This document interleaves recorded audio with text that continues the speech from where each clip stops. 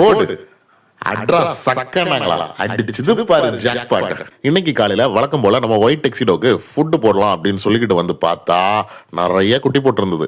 எத்தனை குட்டின்னு எண்ணி பார்த்தா போன வாட்டி போட்டதை விட ரொம்ப ஜாஸ்தியாவே போட்டிருந்தது. ஃபர்ஸ்ட் வாட்டி குட்டி போடும்போது 15 குட்டிக்கு மேல நமக்கு கலெக்ட் ஆயிருந்தது. இந்த வாட்டி கண்டிப்பா 30 குட்டிக்கு மேல இருக்கும் அப்படின்னு நினைக்கிறேன். நான் ஃபர்ஸ்ட் காசு கொடுத்து வாங்கின மீன் தொட்டியும் இதுதான். நான் ஃபர்ஸ்ட் வாங்கின ஃபிஷ்ஷும் இந்த ஒயிட் டெக்ஸிடோ தான். சரி, குட்டிகளை கொஞ்சம் கொஞ்சமா பிடிக்க ஆரம்பிச்சிடலாம். ஃபர்ஸ்ட் அட்டம்ப்ட்லயே 3 குட்டி கிடைச்சிருக்கு. ரெண்டாவது அட்டம்ப்ட்ல 2, அடுத்தது மறுபடியும் 2 குட்டிங்க, அடுத்தது மறுபடியும் 3, அடுத்த இதுல ஒரே அட்டம்ப்ட்ல 5 குட்டி. ஐயோ, இதே ரேஞ்சில போனா பயங்கரமா குட்டிகளை அள்ளிடலாம் போலுக்கே.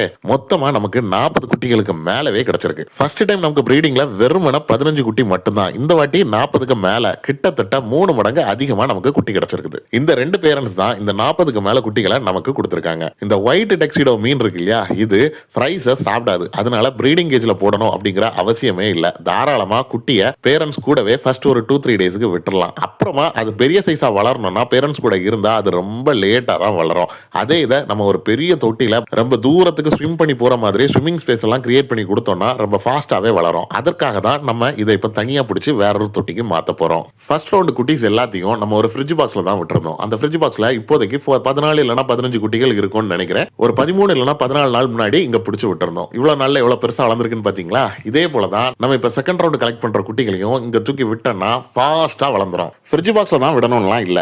பெரிய சைஸ்ல சிமெண்ட் தொட்டி இருந்துச்சுன்னா அந்த தொட்டியில கூட போட்டு தாராளமா வளர்க்கலாம். ஆனா புதுசா சிமெண்ட வச்சு ஒரு தொட்டி கட்டுறதுக்கு நிறைய செலவாகும். அதே இது பழைய ஒரு ஃப்ரிட்ஜ் பாக்ஸை வாங்குறதுக்கு 200 அல்லது 300 ரூபாய் மட்டும் தான் செலவாகும். அதனால தான் நான் இப்போதைக்கு ஃப்ரிட்ஜ் பாக்ஸ்ல வளர்த்துட்டு இருக்கேன். ஒட்டுமொத்த ஃப்ரைஸையும் ஒன்னா எடுத்துட்டு போய் ஃப்ரிட்ஜ் பாக்ஸ்ல ரிலீஸ் பண்ண உடனே அவங்களோட புது வீடை ரொம்ப ஆர்வத்தோடி சுத்தி பாக்குறாங்க. பின்னும் கரெக்டா 40 டேஸ்ல இந்த ஃப்ரைஸ் எல்லாரும் மேல் எது ஃபீமேல் எதுன்னு டிஃபரன்ஷியேட் பண்ற அளவுக்கு ஈஸியா வளர்ந்துருவாங்க.